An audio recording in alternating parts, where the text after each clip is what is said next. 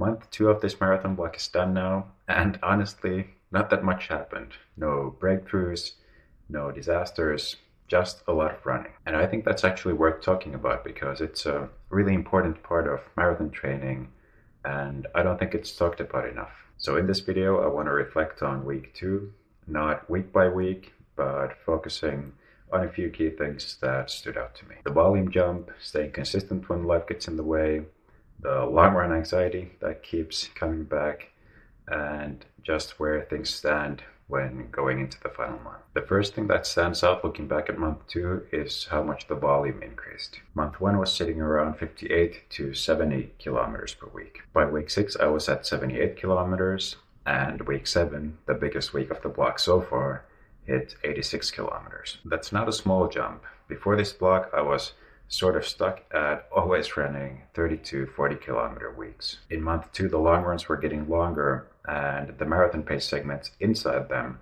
were getting longer too. Week 5 was 28k with 15k at marathon pace. Week 6 was 30k with 18k at marathon pace. Week 7 was 32k with 10k at marathon pace, but that week also included the half marathon time trial, which made the total load significant. What I noticed is that high volume weeks don't always feel that hard in the moment. I mean, you manage, but sometimes you feel tired in a way that's hard to pinpoint. A bit flat on easy runs, slightly less motivation, some tightness here and there, and I think that's normal.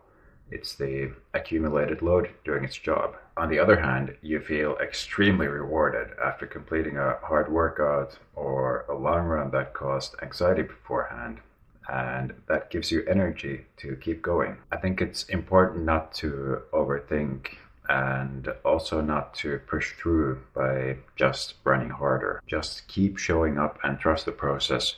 Of course, listening to your body if it's sending you clear signals that the training is becoming too much. One thing I'm genuinely proud of from this month is that I didn't miss any key sessions. There were small adjustments, moving strength sessions around, compensating for a skipped run with a shorter one later in the week, but the workouts that mattered got done. That sounds simple, but it gets harder as volume increases. You're more tired, you have less margin, and fitting everything around a job and a personal life requires more planning. What helped was having a structure that's actually realistic. I know Wednesdays are my best day for the long run, and Monday is the right day for intervals or threshold work. I'm not trying to fit a rigid plan into a chaotic week, but I've shaped the plan around how my week actually looks like. That flexibility within structure is something I think a lot of runners underestimate. The plan only works if you can actually execute it. I've mentioned having long run anxiety before,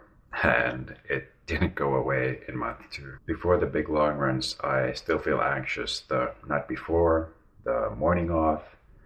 It's not debilitating, but it's there. What I find interesting is that it doesn't really decrease even though fitness improves. You'd think that after completing a 28k long run with marathon pace work, the 30k long run the week after would feel less intimidating. In some ways it does, but then the 32k comes around and the anxiety comes with it. I think it's because the runs keep getting harder. It's not the same challenge twice. Every week the demand is slightly higher than anything I've done before, so there's always a degree of uncertainty. The thing that helps me the most is preparation, making sure I'm fueled, rested as good as I can, checking that my gear is ready and working, and then just reminding myself that I've handled every one of these so far. At some point the track record starts speaking louder than the anxiety, or so I hope anyway. The clearest indicator of where fitness currently is came from the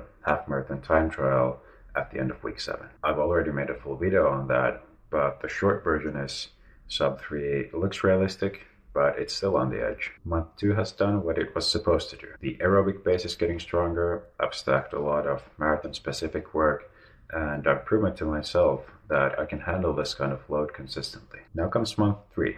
The volume peaks, the taper starts, and then race day. The work is mostly done now. The goal is just to stay healthy, stay consistent, and not do anything stupid in the last few weeks. If you want to follow the final month of this build in real time, join the elaborate runners community on Skool. There's a link in the description. It's a community of runners from all over the world, sharing their training, breaking PRs, and supporting each other. Inside you also get access to marathon plans for different levels, personalized heart rate and pace zones, and a race predictor. If any of that sounds useful, come join us. I'd love to see you there.